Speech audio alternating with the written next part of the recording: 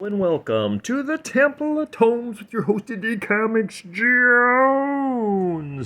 Today is June 13th, 2023. This is episode 576. Today we're looking at Briar from Boom Studios. This is issue number 3.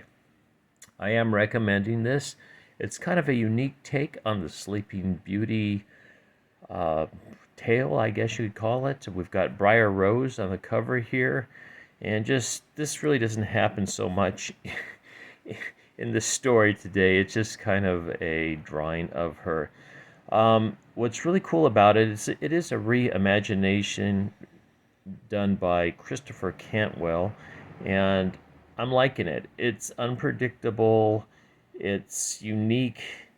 The female characters in it aren't all Mary Sue's. They actually have a lot of flaws, and they try to work through it, and bad things happen to them and whatnot. So just a really unique thing. Just to get caught up, if you haven't seen any of the other reviews I've done on Briar, it is Sleeping Beauty.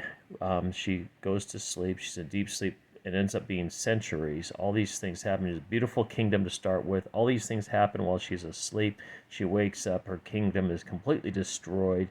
It's a dystopia pretty much. And she's wandering the earth now, trying to get back to where she was as far as like a leading monarch. And she's got someone from the north with her, and I believe a young warlock, as I recall, has joined her band. So let's get into it and talk about who worked on this. This is chapter 3 of Villainous, Cruel Gnomes, written by Christopher Cantwell, illustrated by Germain Garcia, I'm not quite sure how you say that, colored by Mateus Lopes, lettered by And World Design. We've seen them do a number of lettering for them, and the cover on this is by Germain Garcia with colors with Matthew Lope. So it is a unique style, and I think I kind of enjoy that too as well. It's not super realistic, it's just this fun but very unique style. It's not like this what would you call it, tumble style. It's just kind of neat, and it kind of throws back to what I would say the 60s animation a little bit, just that kind of look, the early 60s when it was a little the Beat Generation where it was affecting things. But they're looking for a hero now to help them out, and apparently this hero disappeared. So they don't know exactly if he has died or not, but they're out to seek him. And we've got a picture of him. Apparently he gave his life, but now they're not so sure if he did. Then we get some flashbacks of Briar Rose when she was younger and people she's dealing with. And you see her now. She's pretty much kind of a walking corpse. There's hints of her past beauty, but overall she is very decrepit looking.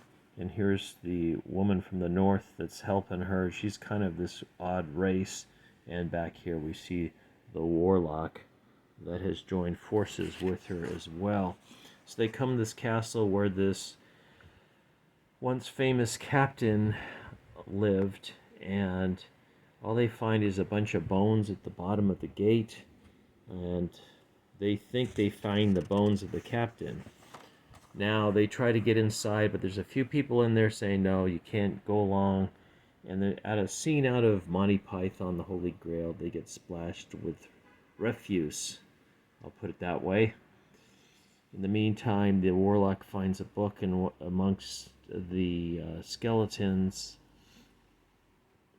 And Briar Rose and this other woman from the north, I think she's supposed to be a warrior, they're always arguing. They're always, just going back and forth. So she's saying that she doesn't want to leave this city, even though that they won't open the gates to her. She tries one more time, and more refuse is dropped on her. Finally, she gives up, and she takes a look at the book that they found amongst the bones and decide to move on. So they decide, let's go to the place of the gnomes. And she remembers the gnomes as being these friendly little creatures and happy and everything.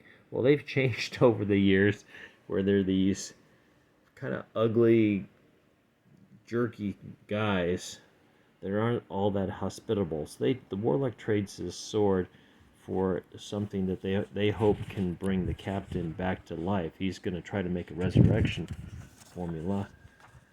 And it goes kind of back and forth. Now, Briar Rose is being chased, actually, by a man that has a third sight, if you want to say. He's got kind of a mystic eyeball in his forehead.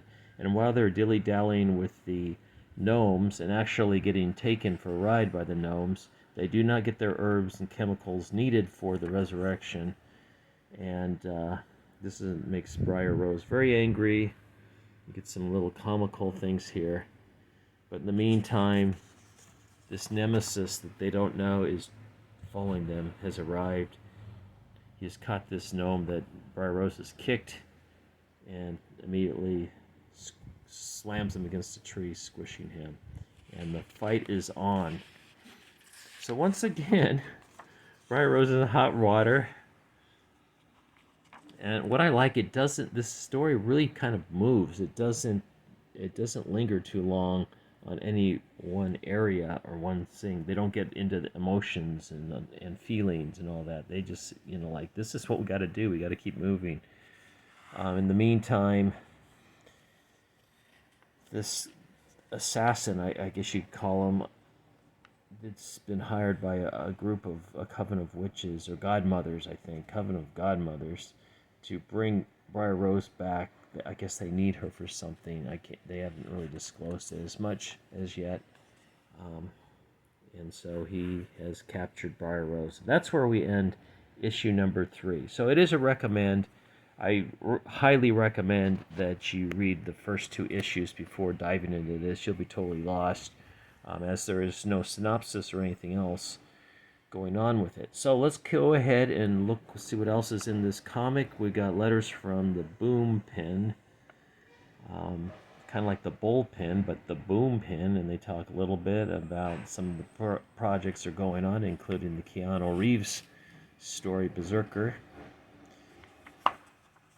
And then we get a thank you.